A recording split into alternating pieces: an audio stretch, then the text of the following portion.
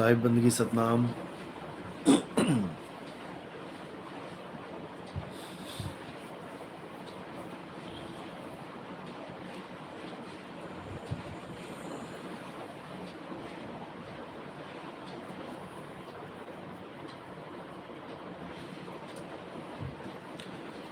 साहिब बंदगी सतनाम सतनाम।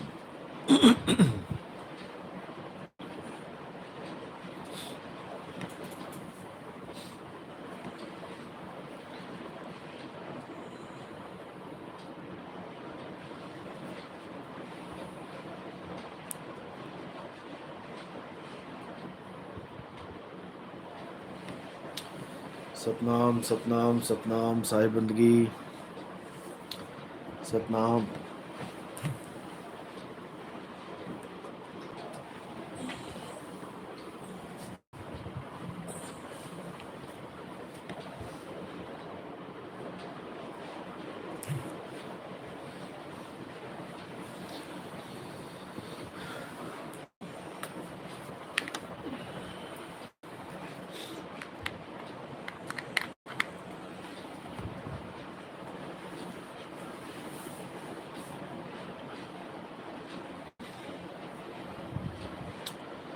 साहिब बंदगी सतनाम।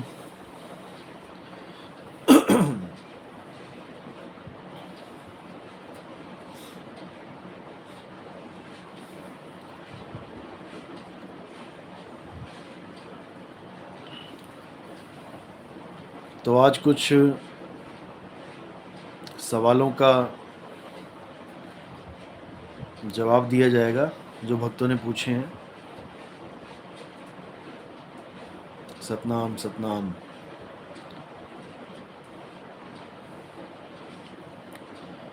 क्योंकि सवाल एक ऐसी चीज है जो खत्म ही नहीं होते, कितना ही जोर लगा लो कि सवाल खत्म हो जाएं।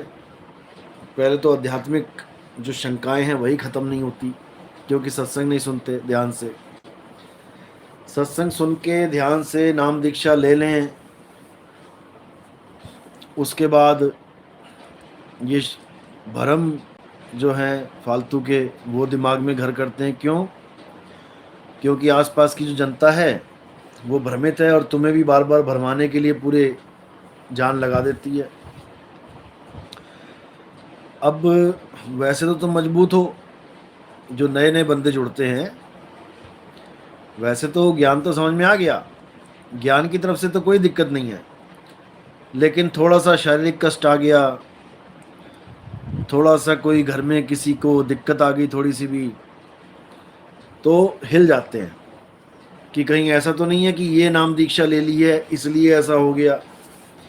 पहले जिस गुरु के पास थे वहाँ सब ठीक चल रहा था, अरदासें लगा रहे थे 20-20 हज़ार की, 15-15 हज़ार की, और काम बन जा रहा था, यानी सब ठीक ठाक चल रहा था। तो ठीक है, अगर काम नहीं बनता था तो उन लोग के पास फार्मूला था ही कि भैया तुम्हारा नाम खंड हो गया, तुम्हारी अरदास लगकर भी नहीं लगेगी। तो मन में ये वहम नहीं रहता था कि पैसे भी दे दिए, अरदास भी लगवाई और काम नहीं बना, क्योंकि तुम्हारा जो घड़ा था वो तुम्हारे सिर पे फोड़ दिया गया कि तुमने पैसे दिए, ठीक है हमने लिए, तुमने बोला हमने ठीक है अरदास लगा दी, लेकिन तुम ही ने नाम खंड कर दिया। ये नहीं बताएंगे कि नाम खंड कैसे हो गया। एक ही फॉर्मूला उनके पास, काम बन गया तो गुरुजी ने किया, काम बिगड़ गया तो तुमने किया। गुरुजी का नाम नहीं लगने देंगे कि तुमने पैसे दिए, सब कुछ ठीक था, तुमने अरदास भी लगवाई, लेकिन गुरुजी से वो बात बनी नहीं, ये नहीं बोलेंगे। तुम्हारे सिर पे ठीकरा फोड़ देंगे और तुम बेचारे भोले प्राणी, भोले पंछी, तुम उनकी चालाकी समझ नहीं पाते। तुम फिर दिमाग लगाने लग जाते हो कहाँ नाम खंड हुआ। अरे भाई, जब इतना बता रहा है वो कि नाम खंड हो गया, तो उसको इतना भी ज्ञान होना चाहिए ना कि कैसे खंड हुआ। पूछो उससे कि जब तुम्हें इतना ज्ञान हो गया कि नाम खंड हो गया हमारा, इसलिए हमारी कोई अरदास नहीं लगी, तो तुम पूछ भी तो लो कि क्यों खंड हो गया। अगली बार से ध्यान रखेंगे वो चीज दोबारा ना हो।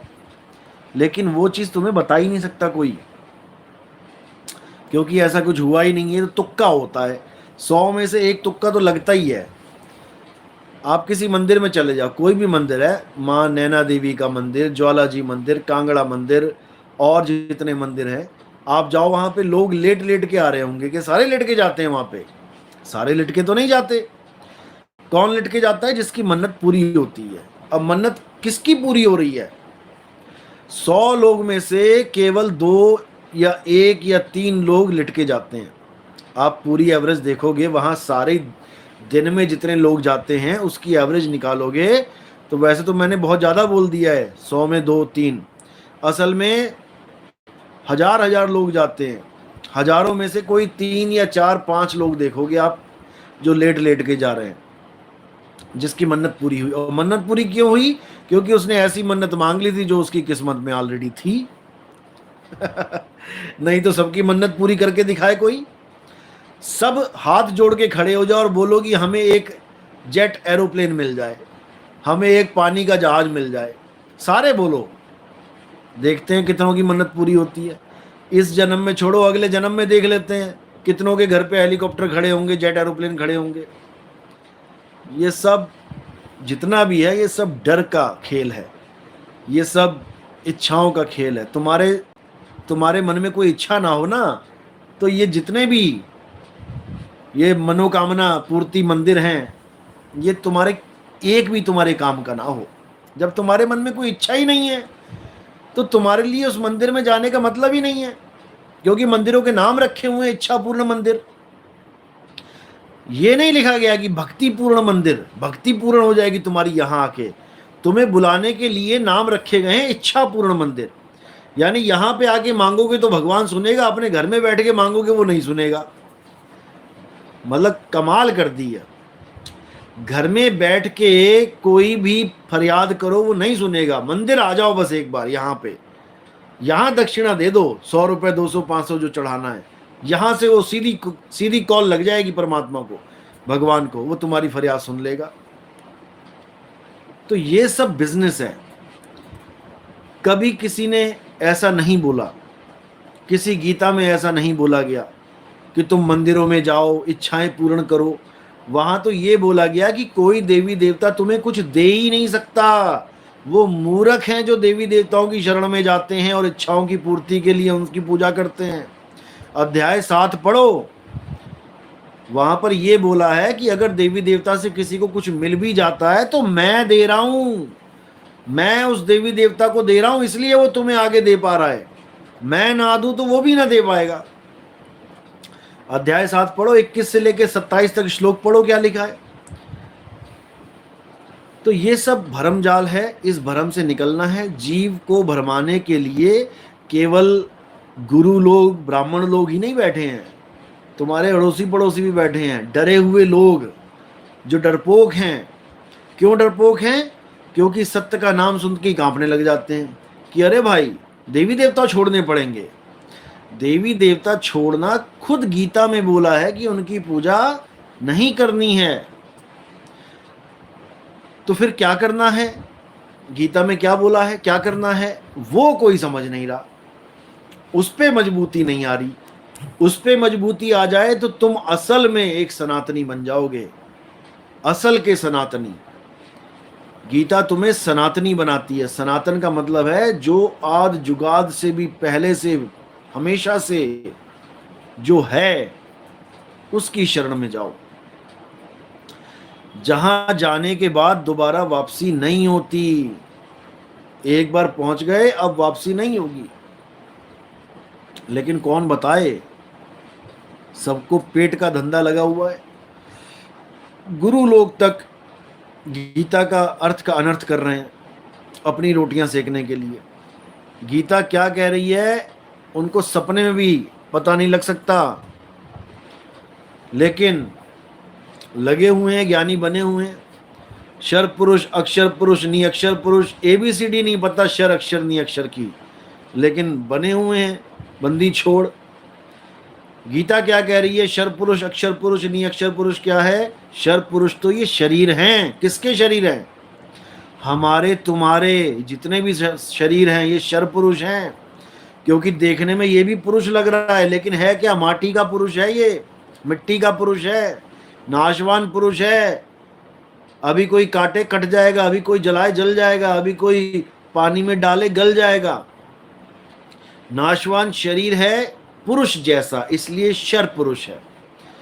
अब इस शरीर को चलाने वाला जो जीव है वो जीव अविनाशी है, ईश्वर अंश जीव अविनाशी। अब उसको अक्षर पुरुष बोला है क्योंकि अक्षर अविनाशी को कहते हैं। शर यानी नाशवान, आगे आ लगा दिया अविनाशी, वो जीव हो गया। सबके जीव, हाथी घोड़ा बिल्ली बकरा आदमी औरत जितने भी जीव हैं। शर अक्षर और नियक्षर कौन हो गया? वो आत्म सत्ता, जीव सत्ता नहीं, आत्म सत्ता। क्योंकि लोग जीव और आत्मा में फर्क नहीं कर पाते हैं, वो दोनों को एक समझ लेते हैं, जीवात्मा, जीव ही आत्मा है। नहीं है, जीव अलग है, आत्मा अलग है। आत्मा ही परमात्मा कह सकते हैं, लेकिन जीव को परमात्मा नहीं कह सकते। जीव को परमात्मा नहीं कह सकते क्योंकि जीव निर्भय नहीं है। जीव सोई जो जुग जुग जीवे, उत्पत परलय माही, देह धरे भर में 84, निर्भय कबहू नाही। निर्भय हो ही नहीं सकता जीव अवस्था वाला। इसलिए जीव अलग है, परमात्मा अलग है, आत्मा अलग है। आत्मा क्या है? आत्मा अडोल है। हे अर्जुन, आत्मा अचल है, आत्मा चलती नहीं है।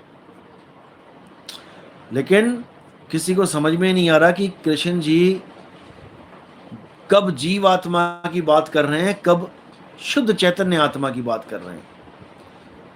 समझ में नहीं आ रहा किसी को, एक ही मान के बैठ गए हैं सारे, इसीलिए दुविधा में है। तो इसको अच्छी तरह समझना है, जितने भ्रम हैं, क्योंकि ये भ्रमित करने वाले लोग आपको भ्रमित करना ही जानते हैं और इनके पास कुछ नहीं होता। तो ऐसी एक सवाल आया था, गुरुजी क्या किसी को नाम लेते ही कुछ शारीरिक कष्ट बढ़ सकता है? जैसे कोई बीमारी हो वो नाम लेने के बाद ज़्यादा बढ़ जाए? देखो, ये तुम्हें लग रहा है कि मेरे पास कोई कष्ट था, मैंने नाम लिया, अब कष्ट ज़्यादा बढ़ गया। ये तुम्हें लग रहा है कि नाम लेने के बाद ये बढ़ गया। तुम नाम ना भी लेते ना, ये तब भी बढ़ना था, क्योंकि तुम्हारे कर्म के भोग हैं, भोगने पड़ते हैं। लेकिन परमात्मा तुम्हें एक ऐसी वस्तु दे देता है जिसके द्वारा तुम कर्म भोग भोगते हुए भी विचलित नहीं होते। लेकिन तुम्हें उस पर विश्वास रखना पड़ेगा, तुम्हें उस पर विश्वास रखना पड़ेगा। विश्वास नहीं है तो तुम्हें ये कर्म भोग पहाड़ जैसे लगेंगे, और विश्वास है और गुरु से विधि ली है तो ये भोग तुम्हारे पता भी नहीं लगेंगे। एक दिल्ली में भगत आया था, उसको कोढ़ हो गया था। आके उसने जब अपनी कमीज उतार के दिखाई तो बहुत बुरा हाल था उसका। उसने बोला कि मैं 6 महीने तक आपके सत्संगों में ऐसा लीन रहा, दिन रात कहता, मुझे पता भी नहीं लगा इतना बड़ा कष्ट कैसे टल गया। डॉक्टर हैरान कि 6 महीने में ये रिकवरी कैसे हो रही है। उसने सारी सूरत सत्संग में लगा दी, सत्य में लगा दी, और इतना बड़ा कष्ट आया और टल गया। अब कोई कहे कि सत्संग नाम लेने से आया कष्ट या नाम लेने से नहीं आया, ऐसा कुछ नहीं है। नाम तुम्हारी मुक्ति के लिए है। नाम लेने के बाद ना तो कोई कष्ट बढ़ता है और ना ही कोई कष्ट घटता है, याद रखना। कष्ट तो कष्ट ही उतना ही होगा, लेकिन हाँ, तुम्हारे अंदर इतनी विल पावर आ जाएगी कि तुम उस कष्ट को काट सकोगे, अगर पूर्ण विश्वास के साथ अटल हो के अगर तुम वो कार्य कर रहे हो जो बताया जा रहा है, तो तुम्हारे अंदर हिम्मत बढ़ जाएगी, आत्मबल आ जाएगा, और तुम इस शरीर को वैसे ही मिथ्या जानो, इससे मोह छोड़ो। जितना शरीर से मोह करोगे, कष्ट उतना ही ज़्यादा बड़ा हो जाएगा तुम्हारे लिए। तुम शरीर को छोड़ने की तैयारी करो, पकड़ने की तैयारी नहीं करनी है। नाम दीक्षा क्यों ली है, विहंगम चाल क्यों समझी है? ताकि हम इस शरीर को छोड़ के जा सकें। अगर इस शरीर को पकड़ना ही है तो नाम दीक्षा लेने की जरूरत नहीं है, पकड़ा ही हुआ है इस शरीर को। ठीक है, अपना डॉक्टरों के पास जाते रहो, इलाज कराते रहो। नाम दीक्षा ली जाती है मुक्ति के लिए। मुक्ति के अलावा तुम्हारे मन में और कुछ आना भी नहीं चाहिए। जो तू चाहे मुझको छोड़ सकल की आस, और मेरे जैसा हो रहे सब सुख तेरे पास। सारे सुख तेरे पास हो जाएंगे, बस मेरे जैसा हो जा। अब मेरे जैसा नहीं हो पा रहा, इसीलिए दुखी है। बात इतनी सी है। तो इस चीज को दिमाग से निकाल देना है।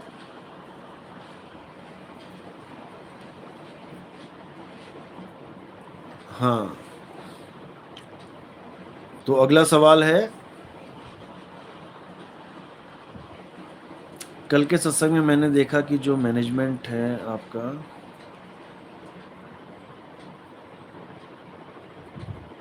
नहीं देखो, किसी के साथ कोई गलत व्यवहार नहीं होता है, कोई गलत व्यवहार नहीं होता है। एक नियम होता है, एक मैनेजमेंट कहती उसी को है कि आपकी जो मन मर्जी है उसको ना होने दिया जाए। मैनेजमेंट इसी को कहते हैं। आपके घर में 400 बंदा एक साथ आ जाए तो आप क्या उनको ऐसे ही खुला छोड़ दोगे कि जो मन में आए करो, जहाँ मर्जी आए वहाँ बैठो? ऐसा नहीं होता। आप कोई प्रोग्राम करते हो अपने घर में कोई भी, तो उसका पूरा अरेंजमेंट करते हो, मैनेजमेंट करते हो। बिना उसके आप नहीं कर सकते कुछ भी। मैनेजमेंट नहीं होगा, स्ट्रिक्टनेस नहीं होगी, तो कोई भी कहीं भी चला जाएगा, कोई नुकसान हो जाए किसी को, कुछ ऐसी चीज़ हो जाए जो नहीं चाहिए, फिर उसकी जिम्मेदारी आप किसको दोगे? तो ऐसा नहीं होता है। अगर कोई सत्संग है, आप बड़े बड़े सत्संगों में जाके देखिए, आपको समझ में आ जाएगा कि क्या होता है। मैनेजमेंट करना पड़ता है, एक रूल बनाने पड़ते हैं, तभी इतनी जनता संभलती है, नहीं तो नहीं संभलती है। आप 4 बच्चे घर में हो, उनको नहीं संभाल पाओगे बिना मैनेजमेंट के। कोई कुछ करेगा, कोई कुछ करेगा। तो मैनेजमेंट अगर स्ट्रिक्ट नहीं होगी तो फिर मनमर्जी है, जो मर्जी करो फिर। तो इस चीज़ को दिमाग से निकाल दो कि उनका व्यवहार अच्छा नहीं है। ऐसा नहीं है। अगर आपने कुछ गड़बड़ की है तो आपने कुछ सुना होगा। अगर आप उनके कहे पे चल रहे हो तो किसी ने, कोई बेवकूफ़ नहीं होता इतना कि कोई कुछ ऐसी बोलने लग जाए। ये भी कोई बातें नहीं है। आप जो काम करने आए थे सत्संग में, आप वो देखो कि आपको क्या मिल रहा है वहाँ पे। बाकी ये सब तो नॉर्मल चीज़ें हैं। अगला सवाल है, कुछ लोग सत्संग करवाना चाहते हैं, सत्संग करवाने के नियम क्या हैं? क्या करना होगा सत्संग करवाने के लिए? देखो, सत्संग तो कोई इतने खास नियम नहीं होते सत्संग करवाने के। आप हमारे सत्संग सुन रहे हो, आपको समझ में आ रहा है, बहुत अच्छी बात है। और आप अपने घर में हमारा सत्संग करवाना चाहते हो या अपने शहर में सत्संग करवाना चाहते हो, ये और अच्छी बात है। असल में यही हमारा उद्देश्य है, मनुष्य चोले का यही उद्देश्य है कि लिव एंड लेट लिव, जियो और जीने दो। और जब ज्ञान प्राप्त हो जाए तो उसको और भी बांटो। जियो और जीने दो, ये अहिंसावादी शब्द है। जियो और जीने दो बहुत अच्छी बात है, लेकिन केवल जियो और जीने दो से आत्म कल्याण नहीं होगा। आत्म कल्याण नहीं होगा। आप भी जिए सारी उम्र और पड़ोसी भी जी के चला गया। जियो और जीने दो, आत्म कल्याण कहाँ हुआ? आत्म कल्याण तब होगा जब सत्य को जानो और सत्य को जनवाओ, लोगों को बताओ, लोगों को समझाओ कि हमारा मनुष्य चोला इतना इंपॉर्टेंट है। और अगर इस चोले में हमने मुक्ति को प्राप्त नहीं किया, जीते जी मुक्ति को, यहाँ मरने के बाद वाली मुक्ति नहीं है। ना तो किसी ने आके बताया आज तक कि मैं मुक्त हुआ, और ना ही कोई बताने वाला है कि मैं मुक्त हूँ। यहाँ जीते जी अनुभव होता है, यानी कि निज घर आपको जीते जी मिलेगा। उसकी अनुभूति आपको खुद ही पता लग जाएगा कि मैंने शरीर छोड़ के कहाँ रहना है। उस घर को अच्छी तरह परख लेना है। अगर उस घर में आनंद ही आनंद है तब तो आप रहो वहाँ पे। अगर आपको उस घर में आनंद नहीं मिल रहा है जो गुरु बता रहा है, तो आप उस घर में रहने की आस भी छोड़ दो, फिर कोई फायदा नहीं है, क्योंकि फिर धक्के खाते हुए वापस आओगे। तो निज आनंद जो है, निज नाम है, उसका ज्ञान अच्छी तरह समझ लो, उसी से कल्याण होगा। सत्संग कराने के लिए कोई बाउंडेशन नहीं है, जैसे बाकी महात्मा अपनी एक फीस रख देते हैं, रेट बना देते हैं अपना कि ये 50,000 में सत्संग करेंगे जी, 40,000 में करेंगे जी, लाख रुपए में करेंगे सत्संग। ऐसा कुछ नहीं है, ऐसा कुछ नहीं है। ये आपकी श्रद्धा है, आप सत्संग करवाना चाहते हो, बहुत अच्छी बात है, जरूर आएंगे। लेकिन जब हमारा टूर बन रहा होता है जिस साइड का, हम उसी साइड उन्हीं तारीखों में सत्संग रखते हैं, ताकि आपको अलग से कोई खर्चा ना करना पड़े। अब इतनी दूर से बुलाओगे आप 1000 किलोमीटर से, तो आने जाने का खर्चा तो एक्स्ट्रा होता ही है, कोई कार में भी जाए, कोई कैसे भी जाए। तो जब हमारा सत्संग होता है जिन राज्यों में, उन उन राज्यों में ही उन्हीं आसपास की तारीखों में आपका सत्संग फिक्स कर दिया जाता है। लेकिन कोई स्पेशल सत्संग कराना चाहता है कि जी मैंने इसी तारीख को कराना है, कोई ऐसा प्रोग्राम है, किसी के घर में कोई किसी की मृत्यु हो गई, अब उसकी तारीख पे सत्संग करवाना चाहता है, क्योंकि अच्छी बात है, किसी के मरग पे सत्संग का अलग ही माहौल होता है, क्योंकि वहाँ पे हमारी बात को अच्छी तरह सुनते हैं लोग, क्योंकि उनके घर में ताजी ताजी शरीर की मृत्यु हुई होती है। सबका जो होता है, सबका मन विचलित होता है, सब सच्चाई को जान रहे होते हैं कि आज ये गया है, कल को मैंने भी जाना है। उस समय सत्संग का प्रभाव ही कुछ और होता है। सत्संग जरूर करवाना चाहिए। किसी के घर में मृत्यु होती है तो ये सत्संग जरूर होना चाहिए, सत्य का डंका वहाँ जरूर बजना चाहिए, क्योंकि वहाँ माहौल ही बिल्कुल वही होता है जैसा एक सत्संग में माहौल चाहिए। क्योंकि यहाँ बात ही जन्म मरण की है, यहाँ कोई देवी देवताओं की बात तो होने वाली है नहीं कि तुम्हें स्वर्ग मिलेगा या कुछ और मिलेगा। स्वर्ग को तो हम देखते तक नहीं है, नरक में हमने जाना नहीं है, दोनों हमारे किसी काम के नहीं है। हमारा काम का है अपना निज स्वरूप, अपना निज नाम। तो सत्संग कराने के लिए कोई ऐसी बाउंडेशन नहीं है कि आपको कुछ पैसे वैसे खर्चने हैं, ऐसा कुछ नहीं है। हाँ, जो हमारा प्रचार होता है, जैसे हमारा टीवी में प्रचार आने वाला है, या हमारे जैसे हमारा डेली रूटीन में कार में पेट्रोल डलवाना है, उसमें आप अपनी इच्छा से सेवा कर सकते हैं। जैसे आपके घर हम फ्री आए हैं, फ्री पहुंचे हैं, बिना कुछ डिमांड किए, ऐसे ही आपके द्वारा जो सेवा की गई है उससे हम किसी और के घर पहुंच जाएंगे बिना उससे डिमांड किए। तो आप सेवा कर सकते हैं, ये आपकी अपनी इच्छा है, आप कितनी सेवा करना चाहते हैं, इसमें कोई बंधन है ही नहीं। बंधन से छुड़ाने आए हैं, बंधन में डालने नहीं आए हैं आप लोगों को, ये आपकी मौज है। अगला सवाल है, हमने किसी दूसरे गुरु से नाम ले लिया तो भी क्या हम आपका सत्संग करवा सकते हैं? मतलब तुम लठ बजवाओगे पूरे पूरे। देखो, ऐसा होता है, कबीर साहब ने कभी नहीं कहा कि किसी ने किसी गुरु से नाम ले लिया तो वो उसी गुरु से बंध गया, कभी नहीं, ऐसा कभी नहीं कहा। ये तो इन गुरुआ लोगों ने बना दिया कि जी हमसे नाम ले लिया तो किसी और के सत्संग में नहीं जाना है, किसी और का सत्संग नहीं सुनना है, कोई ज्ञान चर्चा भी नहीं करनी है। अरे भाई, अगर सारे गुरु ये बोल दे किसी और का सत्संग नहीं सुनना है, तो तुम्हारे सत्संग में कौन आएगा? तुम्हारे पंथ में कौन आएगा? दूसरों के गुरुओं की तो तुम ऐसे खाल उधेड़ देते हो ज्ञान की, वो ऐसा बोल रहा है, वो वैसा बोल रहा है। भाई उसको बता रहे हो ना, सारा अपना भी समझा रहे हो, और जब तुम्हारा समझ के तुम्हारे पास आ गया, तुम आगे कहते हो आगे मत समझो। क्यों ना समझे? अगर तुम सत्य हो, अगर तुम सबसे ऊपर का ज्ञान रखते हो, तो तुम्हें डर किस बात का है?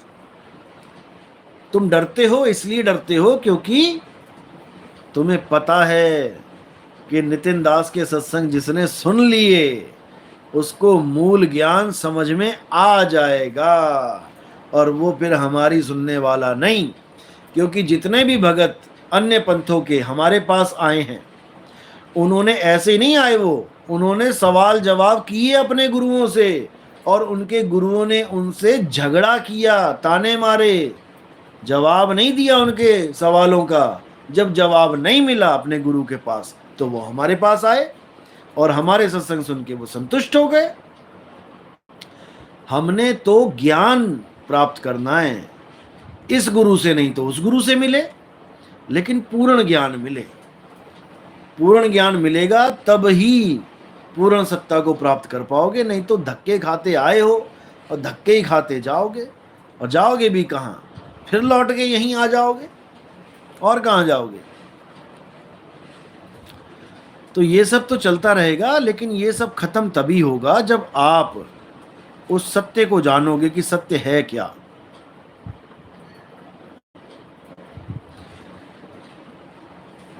अब सवाल है कि गुरुजी, क्या काल भी सूरत को खींच के डुप्लीकेट शब्द में फंसा सकता है? भाई, गुरु का काम क्या होता है? गुरु का काम यही होता है कि डुप्लीकेट और ओरिजिनल की पहचान बता देना, उसकी पहचान समझा देना।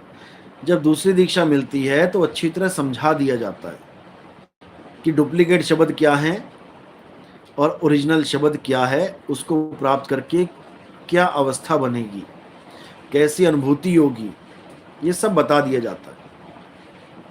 अब आप समझ ना पाओ तो बात अलग है। छोटी सी बात बता रहा हूं, अभी समझ लो।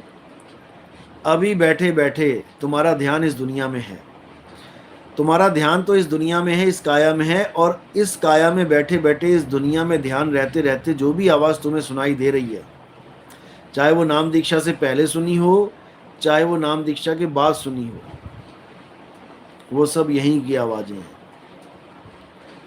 अगर तुम्हारा ध्यान इस संसार में भी है और कोई आवाज़ तुम्हें आ रही है, तो वो इसी संसार की आवाज़ है। असली आवाज़ कब मिलती है, असली स्वरूप कब मिलता है? जब तुम इस नकली स्वरूप से ऊपर उठते हो, तब तुम्हें असली स्वरूप मिलता है। और जब वो स्वरूप मिलता है तो ये सारी आवाज़ें बंद हो जाती हैं। जितनी भी आवाज़ें आपको सुन रही हैं, ये सब काल की ही आवाज़ें हैं। झींगुर की आवाज़, या उसके अंदर भी एक महीन सी आवाज़ चलती है, एक रस लगती है, कभी लगता है दाएं कान से आ रही है, कभी लगता है बाएं कान से आ रही है, कभी लगता है नीचे से, कभी लगता है ऊपर से। ये नकली आवाज़ है, इसी को ब्रह्मनाद कहते हैं। 24 घंटे चलती है ये आपके साथ। अंधेर नगरी में चले जाते हो, यानी गुप्त स्थान पे, यानी कि किसी बंद कमरे में, तो वहाँ पर ज़्यादा हो जाती है। बाहर निकलते हो, बस में ट्रैवल किया, बाइक चलाई, तो वहाँ पे कम हो जाती है, लेकिन सुनती वो भी है 24 घंटे। बहुत से लोग उसी में उलझ जाते हैं कि यही सच है। अब मैं तो कह के थक गया, नहीं मानना तो मत मानो भाई, नहीं मानना तो मत मानो। कई कहते हैं 24 घंटे चलता है जी शब्द हमारा। भाई, वो शब्द कुछ और है, ये वो शब्द नहीं है जिसको मान बैठे हो। नहीं मानना तो मत मानो, तुम्हारी मर्जी है। तो अगला सवाल है, हमें पुराने गुरु के शिष्य परेशान करते हैं कि नितिन दास के सत्संग मत सुना करो, आप रास्ता बताएं। अच्छा, पुराने गुरु के शिष्य परेशान करते हैं। पहली बात तो मैं ये कहूंगा कि शिष्य है कि वो गुंडे बदमाश हैं जो परेशान करने लग गए। जो परमात्मा के सच्चे हंस होते हैं वो किसी को परेशान नहीं करते। आजकल मुझे भी एक परेशान कर रहा है। रोज फोन कर देता है 3 4 5 और खूब गालियां देता है। पहले तो मैंने सोचा कि चलो ठीक है, सुन लेते हैं, कोई बात नहीं, लेकिन फिर मैंने सोचा कि ये कल को संत बनने वाला है। एक ऐसा फोन आ रहा है जो अपने गुरु को प्रमोट करता है आजकल, वही दिल्ली वाला। अपने गुरु को प्रमोट क्यों करता है? क्योंकि अगला प्रधानमंत्री यही बनेगा। जितने लोगों को इकट्ठा कर लेगा ये अपने गुरु की शक्ल दिखा दिखा के, फिर अगला गुरु यही बनने वाला है। इसलिए ये पूरा जोर लगा देता है उस गुरु को, उस मिट्टी की ढेरी को परमात्मा बनाने में लगा देता है पूरा जोर, और मुझे फोन कर करके गालियां देता है। ठीक है, पहले तो मैंने सोचा सुन लेते हैं, हमारा अपना क्या जाता है, 52 अक्षर है। लेकिन फिर मैंने सोचा कि नहीं, अगर इसको अभी नहीं समझाया गया तो ये बड़ा होके भी ऐसा ही, अभी तो बच्चा है ये। जैसे बच्चा अपना ही होता है, माँ बाप का ही बच्चा होता है, बहुत प्यारा होता है, सब बच्चे प्यारे हैं। लेकिन जब बच्चा गलत हरकत करता है ना, फिर उसके कान पे थपेड़े लगते हैं। थपेड़े इसलिए नहीं लगते कि वो उसकी दुश्मन है माँ बाप, थपेड़े इसलिए लगते हैं ताकि वो बड़ा होके ये काम उसके रगों में ना बस जाए। क्योंकि ये बड़ा होके ये काम करेगा, आज तो हम थपेड़े मार रहे हैं, फिर पुलिस वाले मारेंगे तो ज्यादा कष्ट होगा। इसलिए माँ बाप के थपेड़े अच्छे हैं। इसलिए मैं भी खूब थपेड़े मार रहा हूँ आजकल, जब भी फोन आता है दे थपेड़ा। चलो, उसकी भलाई के लिए मैं चाहता हूं कि वो अपनी भाषा को सुधारे क्योंकि जिस संत के पास वो बैठा है, चाहे कैसा ही लीचड़ संत है, लेकिन कम से कम संत तो कहला रहा है। तो भाई संत के पास बैठा है तो मर्यादा में रहे, ठीक है, अच्छा होगा। तो अगर आपको कोई परेशान करता है तो पहली बात तो ये है कि आप उसको अनदेखा कर दें, ये पहली बात है। क्योंकि आप वहाँ किसी गुरु के पास रिश्तेदारी बनाने नहीं आए थे कि आपने रिश्तेदारी बना ली, अब आप तोड़ नहीं सकते। जी फलाना मेरा ससुरा है, मेरा ससुर बना लिया किसी को तुमने अपना, अब तुम कहो कि अब इसको तोड़ दूं रिश्ता, तो कैसे तोड़ोगे, वो तो बन ही गया अब। तो वो रिश्तेदारी अलग है। लेकिन जो गुरु है, गुरु के आप जाते हो पास ज्ञान के लिए, आपको ज्ञान समझ में आया, आपने रिश्तेदारी बना ली, अब आपको पता लग गया कि इसका ज्ञान ही अधूरा है, तो वहां क्या करोगे? अरे भैया उसको छोड़ के आगे जाओ। जब लग मिले नहीं शब्द वो साचा, और तब लग गुरु करो 10 पांचा। गुरु करते रहो। जब विश्वास हो जाए कि हाँ अब समझ में आया कि 3 लोक क्या है, सत लोक क्या है, सार शब्द क्या है, 52 अक्षर क्या है, मन क्या है, माया क्या है, 3 गुण क्या है, 5 तत्व क्या है, 25 प्रकृति क्या है, राम क्या है, सीता क्या है, रावण क्या है, हनुमान क्या है, मेघनाद क्या है, कुंभकर्ण क्या है, दशरथ क्या है, ये सब समझ में जब आ जाता है तब आप अटल होके भक्ति कर पाते हो। क्योंकि अब सारी शंकाएं खत्म। शंकाएं खत्म नहीं होंगी तो भक्ति नहीं बनेगी। पहले शंकाएं खत्म करवाई जाती हैं। पहले लड़के को लड़की की फोटो दिखाई जाती है, लड़की को लड़के की फोटो दिखाई जाती है, उनकी शंकाएं खत्म की जाती हैं कि देख भाई ऐसा ऐसा मिलने वाला है तुझे पति, ऐसा दिखेगा वो। अब जिसको पता ही ना हो कैसा दिखेगा वो तो बेचारा शादी करके भी सोचता रहेगा पता नहीं लॉटरी लगने वाली है कि बैंड बजने वाली है।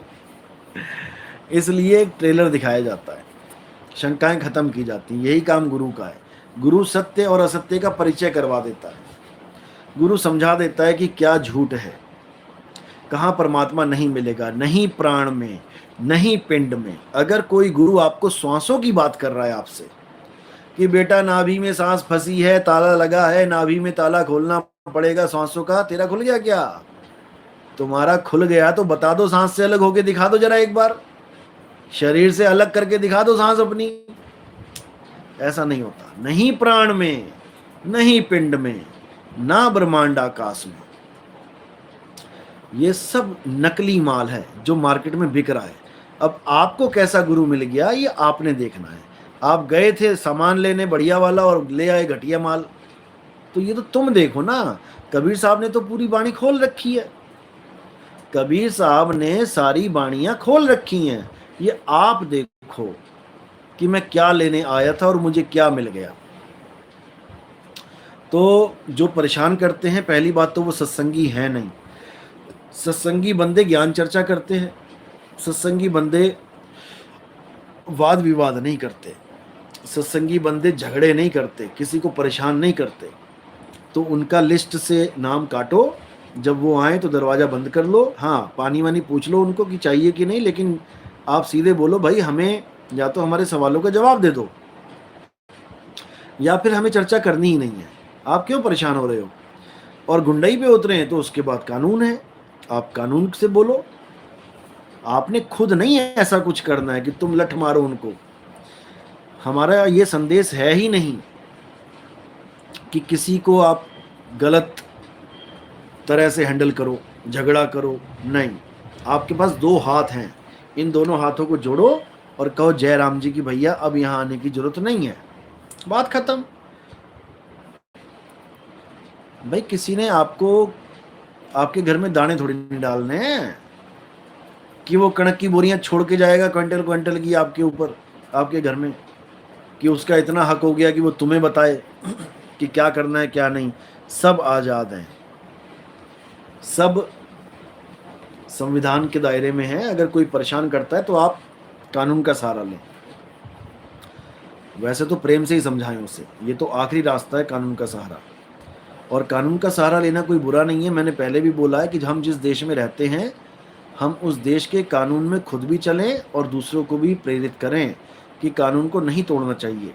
केवल यहाँ की बात नहीं हो रही है, कोई भी कानून है, हमें उस कानून को नहीं तोड़ना चाहिए।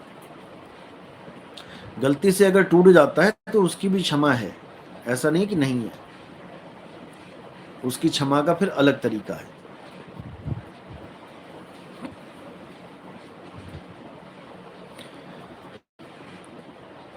अच्छा, तो अब सवाल है, क्या आपके बाद इस पंथ में कोई गुरु नहीं होगा? वैसे तो मैंने कई बार बताया इस बारे में, लेकिन आप फिर समझ लो। आप गुरु समझ किसको रहे हो, पहले तो ये बता दो। क्या आपका गुरु हड्डी मांस खून, ये 10 इंद्रियां, आंख कान नाक बाल, क्या ये आपका गुरु है? या आपका गुरु ज्ञान है? पहले तो इस पे विचार कर लो। अगर आपका गुरु देह है तो भाई ना तुम्हारी मुक्ति होगी ना तुम्हारे गुरु की मुक्ति होगी, भूल जाओ। देही को सतगुरु कहे, यह है धुंधर ज्ञान, और 4 दाग आवे नहीं, वाह को सतगुरु जान। पहली बात तो शरीर गुरु नहीं होता, ज्ञान को समझाने वाला गुरु होता है। जो ज्ञान आपको समझा रहा है वो गुरु होता है। शरीर तो एक माध्यम मात्र है, शरीर को आप गुरु नहीं समझें। गुरु वो है जो तुम्हें ज्ञान समझा रहा है, जो तुम्हें स्वरूप का ज्ञान दे रहा है। वो देही स्वरूप नहीं है। देह तो एक कपड़े हैं, इससे ज्यादा कुछ नहीं, यहीं पड़ी रह जाएगी। अभी फिर कहोगे हमारे गुरुजी मर गए, अब क्या करें? अब गुरुजी मर गए तो चेला जी कैसे बची हैं? वो भी मर गई हैं। तो ना तो भाई गुरु शरीर है ना चेला शरीर है। गुरु भी अमर है और चेला भी अमर है। लेकिन ये जब समझोगे तब बात बनेगी, हवाई फायर करने से नहीं बनेगी। तो बात ये है कि हमारे बाद इस पंथ में कोई गुरु आएगा? उसका जवाब है नहीं, कोई गुरु नहीं आएगा। कोई गुरु का मतलब हो गया, कोई गुरु आने का मतलब है कि कोई और ज्ञान आएगा, क्योंकि ज्ञान ही गुरु है। अरे भाई, जो ज्ञान तुम्हें दे दिया ना, it is more than enough. इतने में तो तुम गंगा नहा लोगे, और तुम नहीं, आने वाली पीढ़ियां नहाएंगी। समझे? ऐसे ही नहीं संतों ने बोल दिया कि ऐसा ज्ञान चलेगा सहस्त्र वर्ष तक। ये तो हमने कह दिया सहस्त्र वर्ष तक, जैसे हम कहते हैं हाँ हाँ हजारों साल से। हजारों साल का मतलब ये नहीं होता है 1000 ही साल होते हैं। ये ज्ञान बहुत आगे तक जाएगा और फिर किसी और ज्ञान की जरूरत नहीं पड़ेगी। बाकी जितना भी ज्ञान है ये सब मिट्टी में मिल जाएगा। मिट्टी में मिल जाने का मतलब ये नहीं कि खत्म हो जाएगा। अगर आपके शहर में कोई पीएचडी का कॉलेज खुल जाए तो इसका मतलब ये नहीं कि शहर से दूसरी 5वीं 7वीं खत्म हो जाती है। इसका मतलब ये होता है कि सब बच्चों को पता लग जाता है कि दूसरी 5वीं 7वीं 10वीं 12वीं की हद कहां तक है और ये कॉलेज कहां की बात कर रहा है, ये पता लग जाता है। उसके सामने सारे नतमस्तक हो जाते हैं। इस ज्ञान के आगे जितने भी ये ढोल बज रहे हैं ये सारे शांत हो जाते हैं।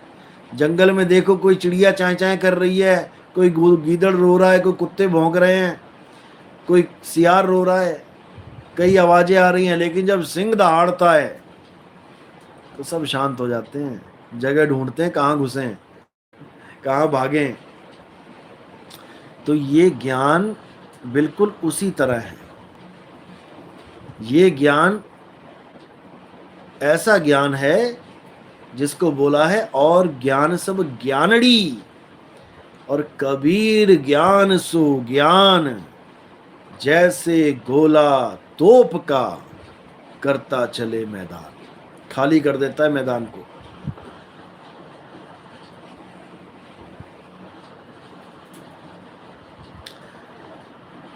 तो इसलिए ये ज्ञान अनमोल है। मेरे बाद कोई और नहीं आने वाला इस पंथ में। ये जो 13वां पंथ चल रहा है, हाँ 12.5 पंथ में दुनिया भर के आते जाएंगे जाते जाएंगे। 12.5 पंथ आपको पता है क्या है? 12.5 पंथ मदन साहिब का ही पंथ वो वाला पंथ है जहां पर ये लोग आके पुजारी बैठे हुए हैं। आ बंदगी, जा बंदगी, खा बंदगी, जहां पर ये दिखाई दे जाए आपको समझ जाना वो 12.5 पंथी है। और ये 12.5 पंथी जो हैं ये 13 पंथी से नफरत करेंगे, याद रखना। 13वां पंथ मदन साहिब का ओरिजिनल पंथ है, गुप्त ज्ञान है जो कबीर साहब ने मदन साहिब को दिया था। और 12.5 पंथ है जो मदन साहिब के पंथ में ही दुनिया भर के जो मतभेद बैठे हुए हैं। कोई कुछ बोल रहा है, कोई आ बोल रहा है, कोई पा बोल रहा है, कोई खा बोल रहा है। ये 12.5 पंथी हैं।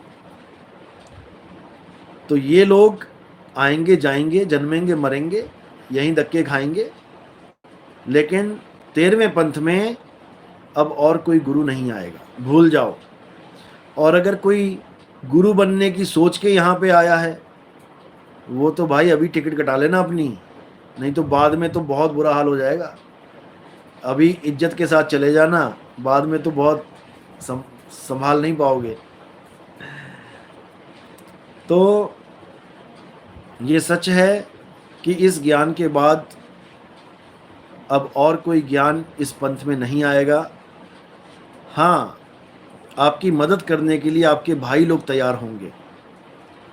आपके भाई यानी कि हमारे ही शिष्य, हम उनको ऐसा गाइड करेंगे, ऐसा तैयार करेंगे कि वही आपकी मदद करेंगे। अगर आपकी कोई शंका समाधान है तो वो आपको पूरा गाइड करेंगे। उसके लिए ऐसे नहीं कि हवाई फायर हो जाएगा कि हाँ कोई भी उठ के आ गया, मेरे साथ कोई फ़ोटो दिखा दी किसी ने कि मैं गले मिल रहा हूँ, मैं उसको जफ्फी डाल के खड़ा हूँ कि हाँ देखो नितिन दास ने मुझे कहा था, जैसे बाकी पंथों में हुआ है। कोई ड्राइवर ही गुरु का सारा खजाना हड़प के बैठ गया कि भाई गुरुजी के साथ ड्राइविंग करता था, गुरुजी ने मरते मरते मुझे आदेश दे दिया। अब कोई ना वहाँ था, ना कोई है, ना होगा, और बस हवाई फायर कर दिया कि हाँ गुरुजी ने मुझे आदेश दिया है कि तुम मेरे वारिस हो, सारी प्रॉपर्टी अंदर। ऐसा कुछ नहीं होने वाला, याद रखना। ना ही ऐसी कोई चाल चलेगी किसी की। अगर मेरी फ़ोटो कोई दिखाता है कि मैं गले लगा रहा हूँ, मैंने कंधे पे हाथ रख दिया उसके और मैं बड़ा उससे हंस के बात कर रहा हूँ, और ये फ़ोटो दिखा के आपको कोई कहे कि नितिन दास ने मुझे आदेश दे दिया है कि तुम नाम दीक्षा करोगे, ऐसे करोगे, वैसे करोगे, बिल्कुल नकार देना उसको। मैं किसी फ़ोटो वोटो के सहारे नहीं उनको छोड़ के जाऊँगा। बाकायदा उनको एक प्रमाण पत्र मिलेगा, सब कुछ उस पर लिखा होगा।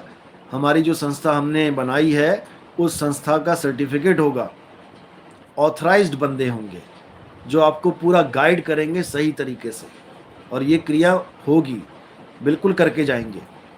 ये भी बहुत बड़ी सेवा है। लेकिन वो आपके गुरु नहीं होंगे, आप उनको गुरुजी नहीं कहेंगे, ये याद रखना।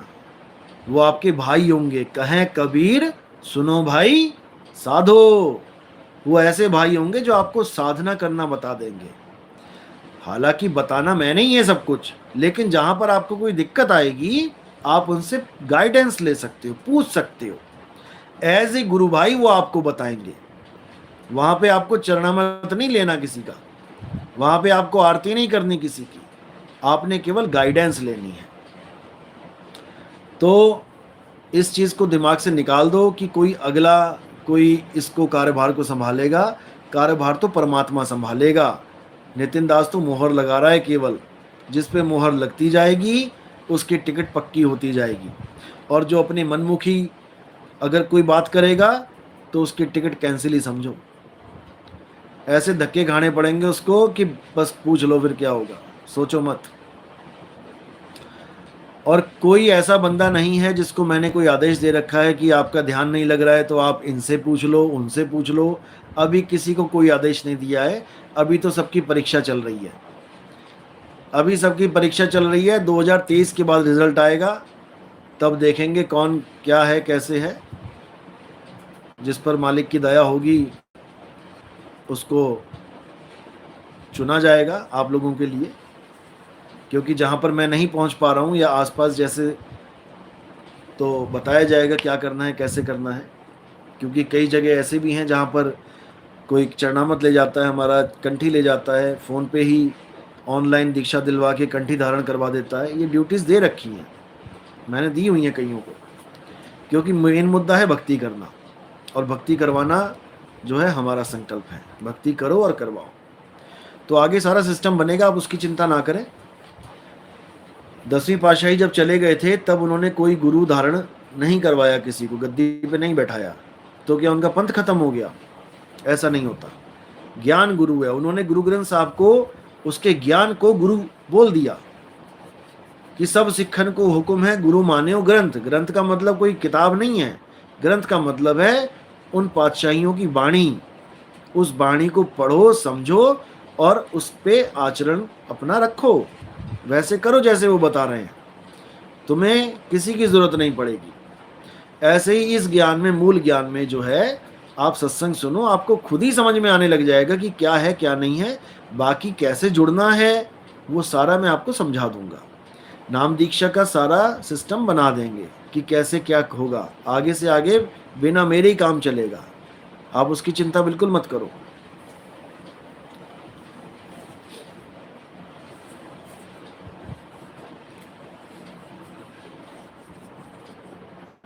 हाँ,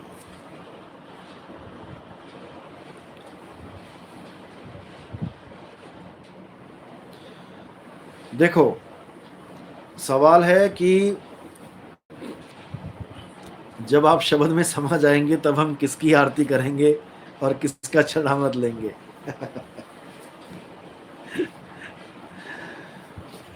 फिर समझ लो, आरती होती है शब्द गुरु की। शब्द गुरु वो होता है जो प्रकट होके ज्ञान देता है। ज्ञान तो सारे दे रहे हैं, ज्ञान तो हर गुरु दे रहा है, लेकिन शब्द का ज्ञान नहीं दे रहा है, यानी अपने स्वरूप का ज्ञान नहीं दे रहा है। इसलिए अगर आपने उनकी आरती कर भी ली तो क्या मिल जाएगा आपको, और उसको क्या मिल जाएगा? नकली शब्द देने वाला भी अपनी आरती करवा ले तो क्या मिल गया उसको, मान बढ़ाई के अलावा। और मान बढ़ाई की वजह से 84 में जाएगा, फिर क्या मिल गया उसको? गुरु अजगर बन गया और चेले चीटी बन गए, क्या मिला उसको? आरती का मतलब है आ और रत जा। आपको सत्संग सुनते सुनते ही आरती करनी है, 24 घंटे की आरती चलेगी। नाम तेरो आरती मजन मुरारे। समझ में आया कैसे आरती करनी है? मेरे बाद, मेरे जाने के बाद। जिसको समझ में आ गया वो स्माइल दे दो एक बार, जिसको नहीं आया उसको कोई समझा भी नहीं सकता।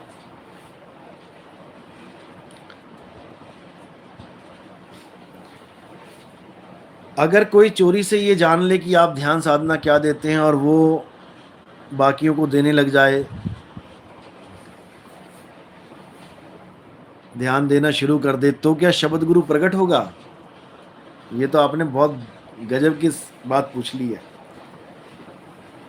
नकली नोट छापने वालों के हाथ में डॉलर मिल गया, डॉलर आ गया उनके हाथ में। पहले वो भारत की करेंसी छापते थे, अब उनके हाथ में डॉलर आ गया।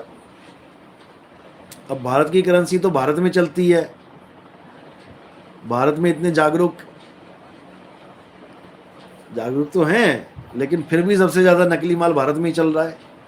कहीं भी देख लो, खाने पीने से लेके दूध तक, दूध से लेके दवाइयों तक, दवाइयों से लेके नोट तक, क्या चीज नहीं चल रहा है नकली। यहाँ तो नकली दूल्हा चल रहा है। नकली दूल्हे कितने चाहिए बताओ, हैं? नकली शादियां देखो, सब कुछ नकली। नकली परमात्मा तक चलता है भारत में। लेकिन अगर कोई नकली डॉलर छापने लग जाए और सोचे कि अंतर्राष्ट्रीय मार्केट में वो चल जाए, अब जो अंतर्राष्ट्रीय मार्केट में बैठे हैं वो लल्लू थोड़ी नहीं है, कि उसको गांव का देहाती समझ लिया तुमने कि तुम्हारा नकली डॉलर चल जाएगा, तुम्हारी हालत खराब हो जाएगी।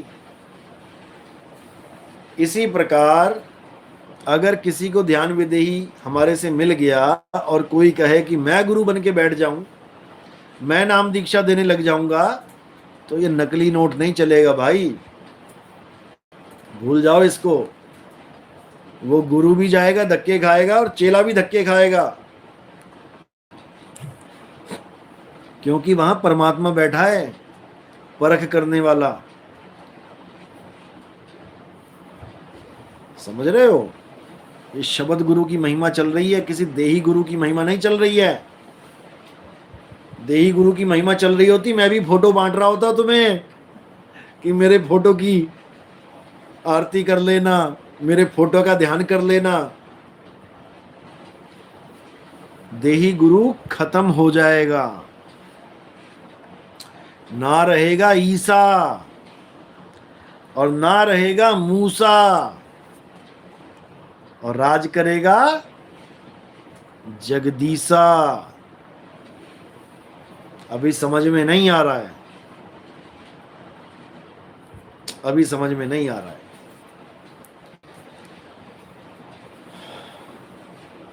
मैं बोल रहा हूं कि तुम्हारी दुविधाएं खत्म होंगी, जाने से पहले इंतजाम कर दिया जाएगा, लेकिन गुरु का इंतजाम नहीं किया जाएगा, तुम्हारे प्रिय गुरु भाई का इंतजाम किया जाएगा, जो तुम्हें एक भाई की तरह समझाएगा, तुम्हें भाई बन के समझाएगा सारी बात। गुरु तो शब्द गुरु रहेगा। आदि नाम हम भाग सुनाया और मूर्ख जीव समझ नहीं पाया। मूर्ख मत बनो, जो बात बताई जा रही है उसको ध्यान से समझो। ये शब्द गुरु का खेल है, यहां पर गुरु बनने के लिए मार काट मच जाती है। ये आश्रमों में जितनी राजनीति हो रही है, ये इसीलिए हो रही है। संत महात्मा फांसी पे लटक रहे हैं, इसीलिए लटक रहे हैं। जहर खा रहे हैं, इसीलिए खा रहे हैं। रातों रात गायब हो जाते हैं, इसीलिए हो जाते हैं। गुरुवाई के चक्कर में मरते और मारते हैं एक दूसरे को। ये कहानी खत्म कर देनी है। इसका मतलब ये नहीं कि कोई भगत नहीं बनेगा, भक्ति करेंगे, लेकिन गुरुवाई नहीं करेंगे। आदमी गुरु कब बनता है? जब वो किसी गुरु से ज्ञान लेता है और धीरे धीरे धीरे उसका गुरु समय के साथ निकलने लग जाता है, दुनिया छोड़ने लग जाता है, तो उठा के उसी को गुरु बना दिया जाता है, उसके चेले को। किसी और के चेले को गुरु बनाओ ना अपना, किसी और गुरु के चेले को अपना गुरु बना के दिखाओ, अपनी गद्दी पे बैठाओ। परमात्मा तो एक है ना। जिस परमात्मा की महिमा ये गुरु कर रहा है तुम्हारे वाला, उसी परमात्मा की महिमा किसी और का गुरु कर रहा है। या तो ये कह दो दो परमात्मा है। जब दो परमात्मा नहीं है तो दो गुरुओं की जरूरत क्या है इस संसार में? मुझे ये बताओ। जब दो या तो कह दो परमात्मा दो हैं। हर गुरु ये कह रहा है परमात्मा एक है, एक है। उस एक परमात्मा को समझाने के लिए ये 1 खरब परमात्मा बने बैठे हैं। तो फिर अब 1 खरब को खत्म करके उस एक को समझा देना है, हमारा ये काम है।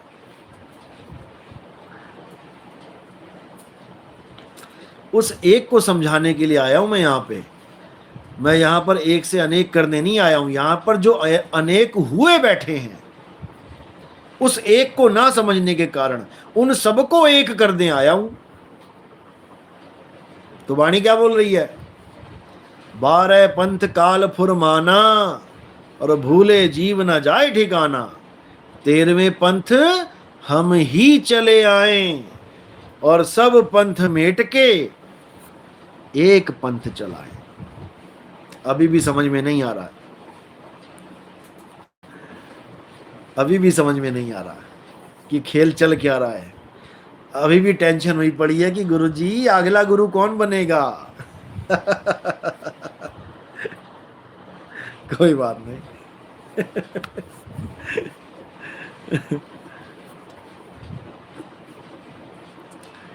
सिर की चोटी पर कौन सा द्वार है? बेड़ा गर्क द्वार है वहां पे।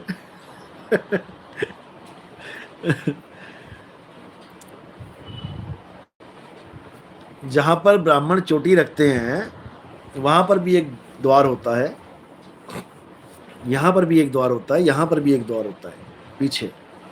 ब्रह्मांड का द्वार कह देते हैं इसको। ये लोग चोटी इसलिए रखते हैं ताकि इनका ध्यान वहीं पर रहे। अब कोई चीज तुम्हारे सिर पे लटका दी जाए तो ऑटोमेटिकली तुम्हारा ध्यान वहीं रहेगा। अब जहां ध्यान रहेगा वो सूरत को याद रहेगा और वहीं से सूरत निकलेगी। लेकिन वहां से निकल के मुक्ति नहीं होती है, वहां से निकल के आपको वापस आना पड़ता है। वो दरवाजा नकली है, उस दरवाजे का कोई फायदा नहीं, जैसे इस दरवाजे का कोई फायदा नहीं।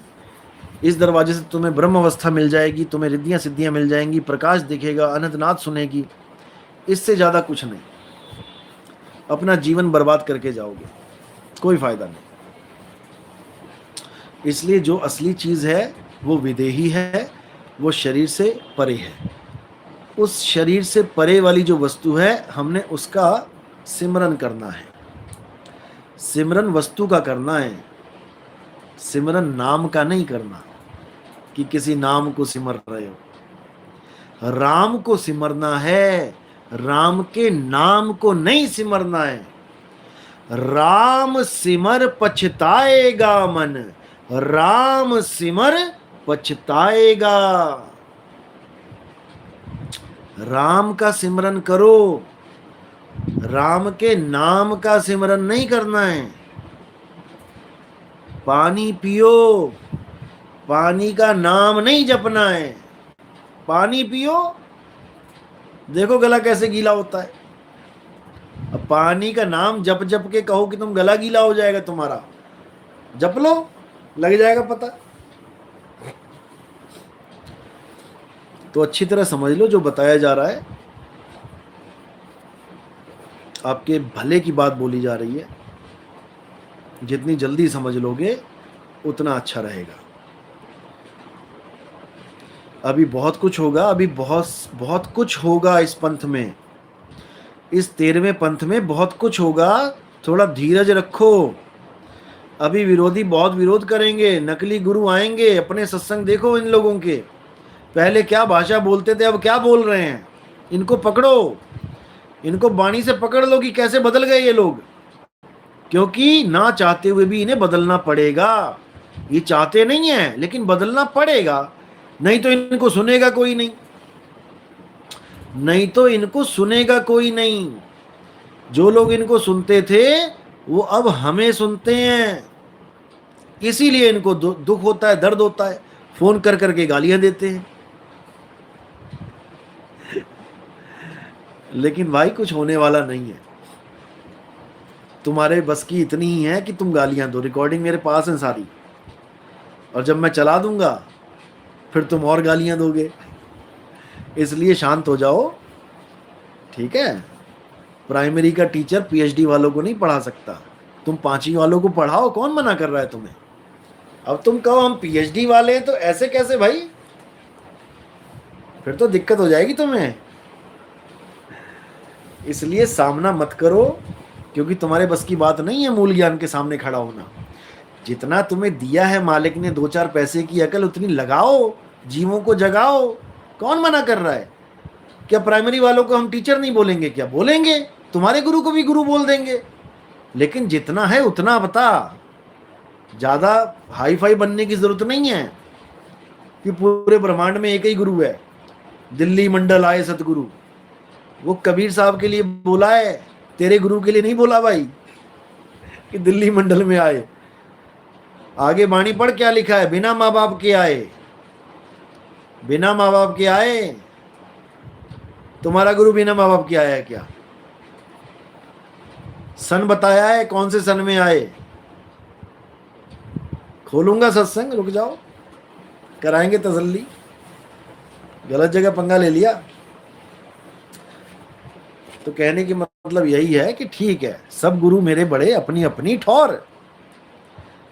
सब अपनी अपनी जगह ठीक है, लेकिन भाई जितनी क्लास को तुम पढ़ा सकते हो उतनी की बात करो। तुम हवाई फायर मत करो, सतगुरु सतगुरु बन जाओ। सतगुरु एक है, बंदी छोड़ कबीर है, शब्द गुरु है। फिर मुझसे सुनोगे कि अपनी बीवी की तो उम्र बढ़ा नहीं पाए, और संगत को कह रहे हो कि 7 साल से पहले नाम नहीं दूंगा, और संगत पूछे कि गुरुजी कहीं मर ना जाएं, तो कहते हो कि इस भक्ति से तुम्हारी उम्र बढ़ेगी। अपनी बीवी की तो उम्र बढ़ा ना पाए, अपने ही हाथों से लिख रहे हो कि मेरी बीवी सार शब्द की पूर्ण भेदी थी, सतलोक की देवी थी, और चली गई बैकुंठ लोक में पितरों से मिलने। बताओ, तुम्हें इतना नहीं पता कि पितर लोग कहाँ रहते हैं, बैकुंठ लोक कहाँ है, शिवलोक क्या है, ब्रह्मलोक क्या है, सब अलग अलग लोक हैं, अलग अलग लोग रहते हैं वहां पे। गई थी लाल किला देखने, पहुंच गई अमेरिका, उसका क्या फायदा? अमेरिका में थोड़ी नहीं मिलेगा लाल किला। तो सुधर जाओ, जनता बेवकूफ थी, अब नहीं है, अब जाग रही है। अब जनता जाग रही है, और जगी हुई जनता को सुलाना अब तुम्हारे बस की बात नहीं है। इसलिए शब्द गुरु सबका बंदी छोड़ परमात्मा है, उस शब्द गुरु की शरण में रहना, और किसी देही गुरु पे आस मत लगाना।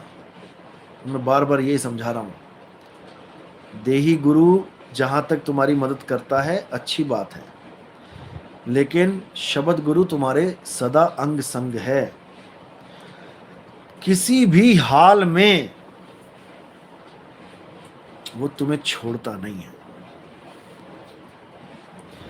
तुम अपने कर्मों की वजह से गर्भ में भी जाते हो, तो भी वो गर्भ में तुम्हारी रक्षा करता है, तुम्हारे कष्ट खत्म करता है। तो उस पर पूरा विश्वास रखो, वो हमेशा अंग संग है।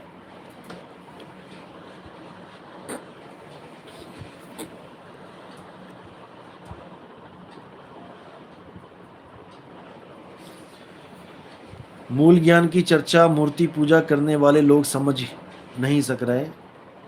बीज डाल दिया है, अच्छी बात है, बीज डाल दिया आपने।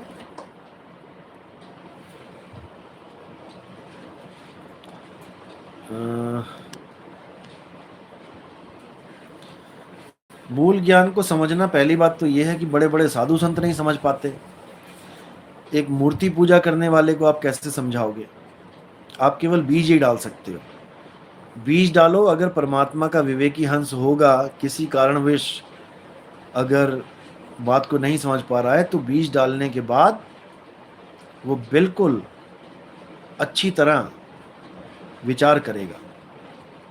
और अगर वो परमात्मा का विवेकी हंस नहीं है, यानी अभी वो मुक्ति के काबिल ही नहीं है, उसका विवेक सोया हुआ है, तो वो तुम्हारी बात को सुन के अनसुना भी करेगा, और शायद तुमसे झगड़ा भी कर बैठे। मैंने पहले भी तुम्हें तरीका बताया है कि किसी के साथ झगड़ा नहीं करना है। जो जैसी भक्ति कर रहा है अपने लेवल पे कर रहा है, वो उसकी बुद्धि, उसका विवेक उतना ही है जितना वो लगा रहा है। हाँ, अगर तुम उस पर ये थोपने की जगह कि मैं सही और तू गलत है, उस पर ये थोपने की जगह तुम उसको खोजी बना दो, अगर उसको खोजी बनाओ, तो बड़े आराम से वो हर बात को समझेगा। खोजी कैसे बनाते हैं बता देता हूं मैं। हमारे साथ जितनी भी ज्ञान चर्चाएं होती थी लोगों की, हम उनको खोजी बनाते थे, थोपते नहीं थे कि तू गलत और मैं सही। खोजी बनाया जाता है बाणियों के द्वारा। बाणियां जो हैं वो मीटर हैं। हम बाणी को रख के उसको इतना एहसास कराते थे कि जो तुम ज्ञान लेके बैठे हो अच्छी बात है, इतना भी लेके बैठे हो परमात्मा की दया से, लेकिन बाणी ये कह रही है, आपका ज्ञान इससे मैच क्यों नहीं कर रहा है? बस ये बीज डल गया। आप उसको सवाल पुट करो, आप उनसे सवाल पूछो कि भाई ऐसे ऐसे बाणी कहती है, मुझे इसका प्लीज उत्तर दे दीजिए। आपको नहीं आता तो किसी से पूछ के बता दीजिए, लेकिन मैं तो भाई भोला पंछी हूँ, मुझे आप जवाब दे दीजिए ताकि मेरी खोज खत्म हो सके। मैं परमात्मा का खोजी हूँ। अब वो बंदा क्या करेगा? या तो अपने गुरु भाइयों से पूछेगा, अपने गुरु से पूछेगा, अगर गुरु के साथ डायरेक्ट कांटेक्ट है तो। वैसे तो गुरु फ़ोन नंबर देते ही नहीं है अपना, उनको पता है ये सवाल पूछेंगे बढ़िया बढ़िया और जवाब मैं दे नहीं पाऊंगा, इसलिए फ़ोन नंबर ही ना दो, ना रहेगा बांस ना बजेगी बांसुरी। तो वो क्या करेगा, अगर तो वो है कम पढ़ा लिखा, तो वो जाएगा गुरु भाइयों के पास, गुरुओं के पास कि भाई किसी के साथ मेरी ज्ञान चर्चा हो रही थी, उसने ये सवाल पूछ लिया, अब मेरे पास जवाब नहीं, आप बता दो। या तो ये काम करेगा, या फिर वो जाएगा एक ऐसे गुरु के पास जो 3 लोग का गुरु है, उसको कहते हैं गूगल गुरु, पढ़े लिखों का गुरु। आपको कोई भी चीज चाहिए आप गूगल पे सर्च मारोगे। जैसे आपने किसी से पूछ लिया कि भाई शर अक्षर नी अक्षर क्या होता है, अब आपने पूछ लिया और आप बिल्कुल किनारे हो गए।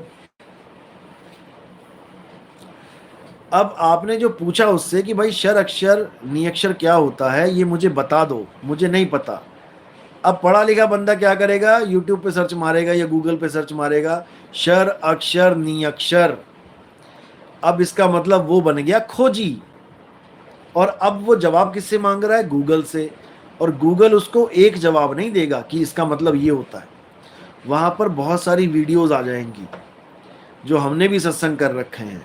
शर अक्षर नी अक्षर क्या होता है, अब वो उसको सुनेगा। वहां पर और लोगों की भी होंगी वीडियोस जो शर अक्षर नी अक्षर पे करते हैं, बोलते हैं, हमें ही सुन के बोल रहे हैं, जो कान में फूंक मार रहे हैं और बात शर ब्रह्म अक्षर ब्रह्म नी अक्षर ब्रह्म की कर रहे हैं, और बने हुए हैं कनफुक्के गुरु। तो जब वो सर्च करेगा और वो 3 4 5 वीडियो सुनेगा, 3 4 5 वीडियो जब वो सुन लेगा, तब उसके समझ में आने लग जाएगा कि शर क्या है, अक्षर क्या है, नी अक्षर क्या है।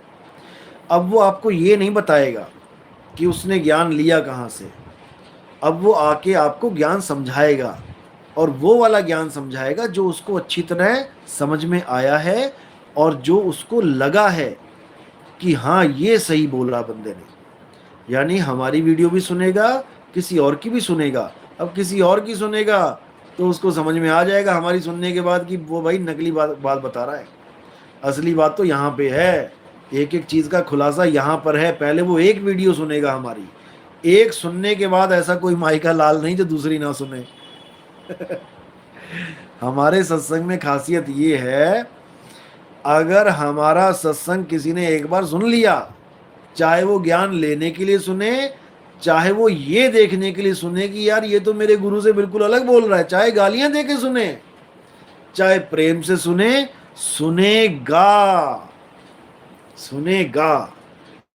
और धीरे धीरे धीरे गालियां देते देते देते उसकी ये गालियां कब प्रेम में बदल जाएंगी उससे भी पता नहीं लगेगा।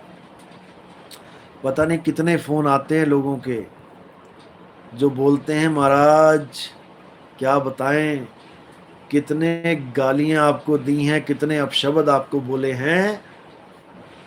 अब रोना आता है कि क्या सोचते रहे, क्या बोलते रहे आपको। अब समझ में आया ज्ञान 2 साल 3 साल के बाद कि आप क्या कहना चाह रहे हो, हमारे भले की कह रहे हो या हमारे बुरे की। अब समझ में आया है, और समझने के बाद हालत खराब, रातों की नींदें उड़ी पड़ी हैं। कब मिलेंगे, कब मिलेंगे, एड्रेस दे दो जी, आश्रम का एड्रेस बता दो जी। भाई मैं किसी आश्रम में रहता ही नहीं हूँ, मैं यहाँ पे आश्रमवाद ख़त्म करने आया हूँ, आश्रम बनाने नहीं आया यहाँ पे कि एक और बड़ा सा आश्रम बना दूँ, कल को झगड़ों का कारण बना दूँ तुम्हारे लिए कि लठ बजे वहाँ पे मैं बैठूंगा, मैं बैठूंगा। मैं पहले ही कहता आया हूँ कि गुरु को चेला विष देवे, ज्यों गांठी होए दाम, और पुत्र पिता को मारता, ये माया का काम। ये जितने भी विवाद चलते हैं, झगड़े चलते हैं आश्रमों पे, भाई ये माया के झगड़े हैं। एक झोपड़ी बनाता गुरु और उस झोपड़ी में रहता सारी उम्र। एक चेला ना मिलता उसे जो ये कहता गुरुजी मैं आपकी जगह आपकी झोपड़ी में रहूंगा। एक भी चेला ना मिलता उसको ऐसा जो कहता कि भाई मैं आपकी गद्दी पे बैठूंगा। ये सब माया का खेल है।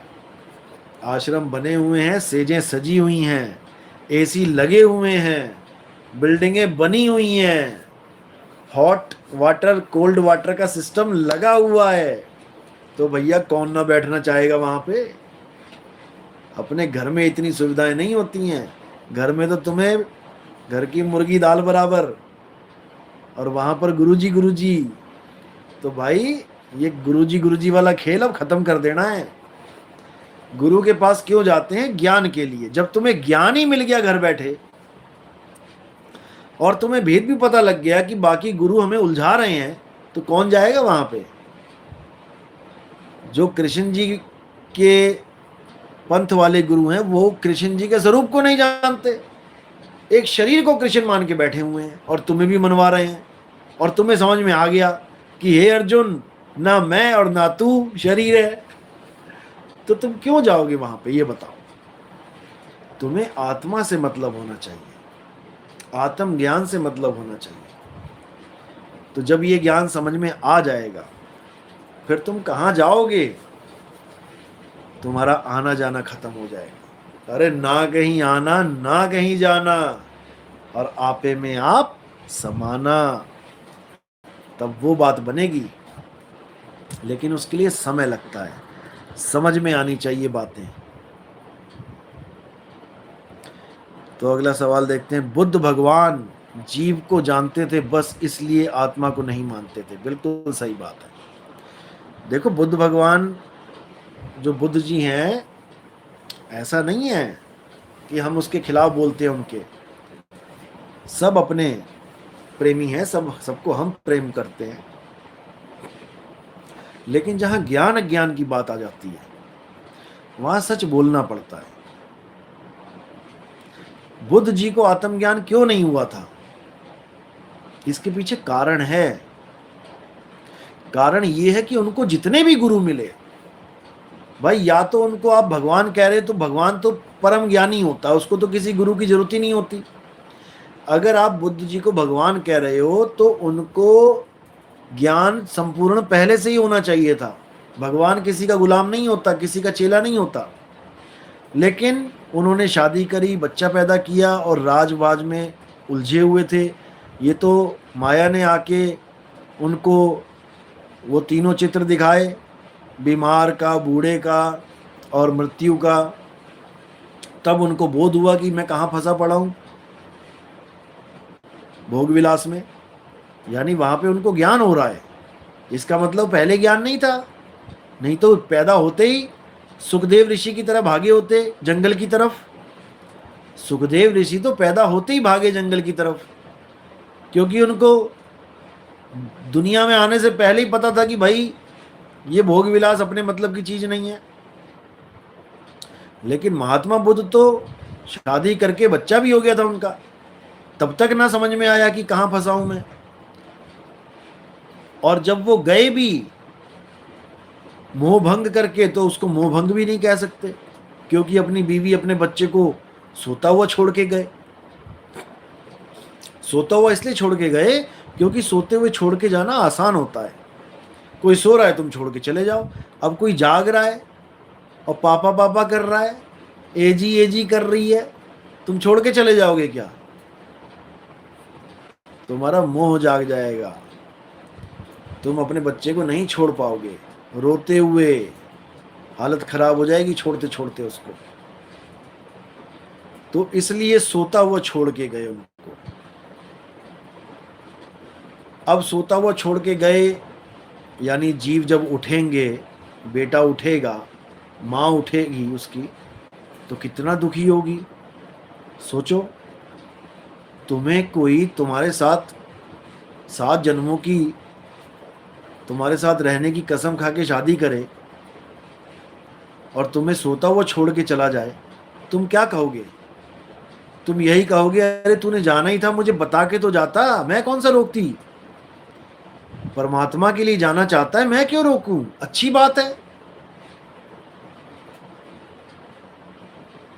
इसीलिए जीवों को दुख दिया है, इसीलिए उनको सतगुरु नहीं मिले। गुरु तो मिले उन्हें, और गुरुओं से साधना भी ली, साधना करी भी, लेकिन जो उनको आनंद चाहिए था, जो उनको एक आत्म संतुष्टि चाहिए थी, वो उनको नहीं मिली। इसलिए उन्होंने उन गुरुओं को भी रिजेक्ट मार के वो आगे बढ़ गए और आगे जाके उन्होंने मनमुखी साधना शुरू करी। उन्होंने भोजन ही त्याग दिया। उन्होंने सोचा कि शायद इंद्रियों को हम ऐसे कंट्रोल कर सकते हैं कि हम खाना ही ना दें इनको, तो ये भोग विलास की तरफ जाएंगी नहीं, मन दौड़ेगा नहीं। लेकिन वो फॉर्मूला भी फेल हो गया। जब वो एक पानी का, कोई कहता है नाला पार कर रहे थे, कोई कह रहा नदी पार कर रहे थे, वहां पर उनको ये ज्ञान हो गया कि मैंने अपनी कैसी हालत बना दी है, मैं अपने शरीर को ही नहीं ढो पा रहा हूं, ज्ञान कैसे होगा मुझे। तब एक औरत आई और उसने खीर का, कहते हैं, कटोरा दिया खाने के लिए, कोई कहता फल दिया। तो जब वो खाया तो उनको समझ में आया कि सितार की, वीणा की तार ना ज़्यादा टाइट होनी चाहिए, ना ज़्यादा ढीली होनी चाहिए, मध्यम होगी तो उससे सुर निकलेंगे बढ़िया वाले। तो उन्होंने उस हठ योग को भी त्याग दिया। लेकिन कोई गुरु नहीं मिला, इसलिए अब क्या करते, तो उन्होंने इस शरीर में जो श्वास है, जो सांस चल रही है हमारी, इसको सर्वशक्तिमान मान लिया, इसको परम चेतन मान लिया और इस सांस को ही, आती जाती को ये देखने लगे। अब कबीर साहब यहां पे खंडन करते हैं कि जो श्वासा संग करे पयाना, पांच तत्व में जाए समाना। उस सांस को देखते देखते देखते वो शून्य अवस्था में चले गए, क्योंकि सारे तत्व कहाँ लीन होते हैं, जाके शून्य में, और शून्य से ही सारे तत्व उजागर होते हैं। तो अगर आपकी सूरत किसी भी तत्व को पकड़ के आगे बढ़ रही है तो वो जाके शून्य में ही समाएगी। जैसे किसी देश में कोई भी नदी है, आप किसी भी नदी में अपनी किश्ती डाल दो, वो कोई भी नदी हो, वो सारी नदियां जाके समुद्र में समाएंगी और समुद्र से ही उन नदियों का अस्तित्व है। समुद्र से ही भाप बन के पानी उड़ता है और जाके ऐसे क्षेत्रों में बारिश बन के गिरता है जहां पर जलवायु वैसी हो, या बर्फ बन के पहाड़ों पे गिरता है, फिर धूप पड़ती है तो पिघल के नदी बनती है। तो ये जहां से आ रहा है वहीं जा रहा है ये तत्व। और श्वासों को पकड़ के वो शून्य में चले गए। जब वो शून्य में गए, अब शून्य की अवस्था क्या होती है, वहां आत्मा परमात्मा का खेल नहीं होता है, वहां सन्नाटा सन्नाटा होता है वहां पे, इसीलिए उसको शून्य कहते हैं। शून्य हो गया, शून्य समाधि, शून्य समाधि, वहां पर हर चीज शून्य हो जाती है। लेकिन उस शून्य को भी तो कोई अनुभव कर रहा है, यानी शून्य में भी कोई है जो ये जान रहा है कि ये शून्य है। उसको अपना स्वरूप जानना है, बस शून्य को त्यागना है, अपने स्वरूप को जानना है। उस भेद को वो नहीं समझ पाए क्योंकि उनको गुरु नहीं मिला, कोई सतगुरु नहीं मिला। अगर वहां सतगुरु मिल जाता फिर खेल सुलट जाता, लेकिन सतगुरु मिला नहीं तो वो चीज मिली नहीं। इसलिए उन्होंने परमात्मा का खंडन कर दिया कि परमात्मा नाम की कोई चीज ही नहीं, आत्मा का खंडन कर दिया। जीव को ही सर्वे सर्वा बोल दिया कि जीव ही सब कुछ है। इसलिए महात्मा बुद्ध वाले जो मॉन्क्स हैं, ये आत्मा परमात्मा को मिथ्या मानते हैं, गीता का खंडन करते हैं। गीता को तो कहते हैं ये तो मनगढ़ंत ज्ञान है, ये तो किसी ने लिख दिया है ऐसे ही हवाई हवाई में ही, क्योंकि वो समझ ही नहीं पाए गीता को। गीता का ज्ञान अगर कोई समझ ले सही से तो सारे भेद खुल जाते हैं।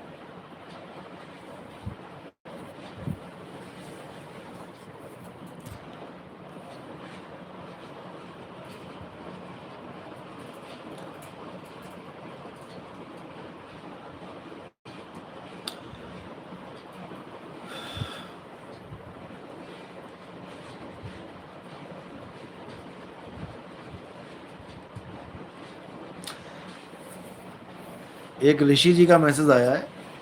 सत साहिब यानी कि 12वें पंथ के शिष्यों के लिए बोल रहे हैं।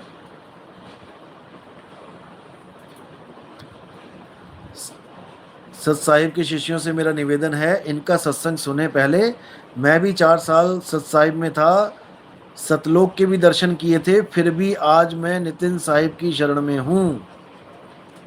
बहुत अच्छी बात है, आपने ज्ञान को समझा। नितिन साहिब की शरण का मतलब ये शरीर मत समझना। नितिन साहिब का मतलब होता है जज साहिब। नितिन का मतलब होता है जज, जो जजमेंट देता है, सत्य असत्य का निर्णय करता है। और आपने भी नितिन ही बनना है। आपने भी सत्य असत्य का निर्णय करने वाला जज बनना है। कैमरा साफ करिए। साफ नहीं आ रही क्या फोटो? कोई बात नहीं, फोटो से मतलब नहीं है, आवाज आनी चाहिए। आवाज अगर चल रही है तो सब ठीक है। आज है कैमरा, कल को नहीं है, लेकिन आवाज सदा रहेगी।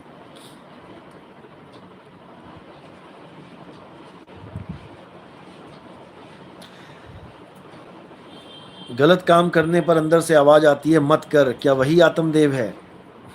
वो तो एक मैसेज आ रहा है आपके पास आत्मदेव का। हर गलत काम करने पे आवाज आती है, वो आत्मा की ही आवाज है। और जो अंदर से आवाज आती है कि अरे चल कोई नहीं, कुछ नहीं होता, वो भी आवाज अंदर से ही आ रही है, लेकिन वो काल की है, क्योंकि दोनों आवाजें हमारे साथ चलती हैं। तेरा साईं तुझ में है, दुश्मन भी तुझ माही।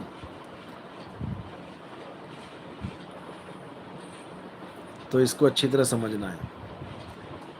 बाकी बात रही झंडे की, झंडा तो एक ही चलेगा। झंडा एक ही चलेगा,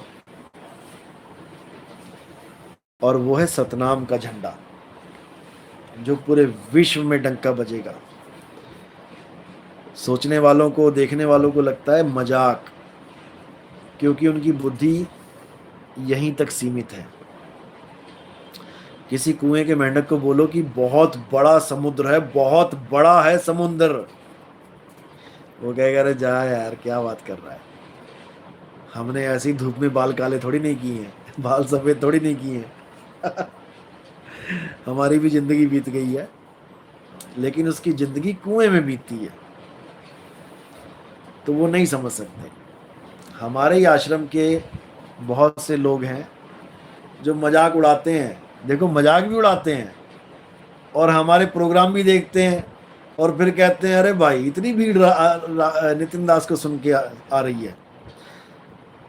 बात भीड़ की भी नहीं है, भीड़ तो छोटा सा धूल का कण है भीड़। बात है घर घर होगा बोध विचारा। भीड़ तो मेलों में लग जाती है, लेकिन घर घर में मेला थोड़ी नहीं होता है। घर घर होगा बोध विचारा, घर घर। अब लगा लो कितने घर हैं, एक भी घर नहीं छूटेगा, एक भी घर। बोध विचार तो होगा, लेकिन कितने जागेंगे, कितने सो भी दीवार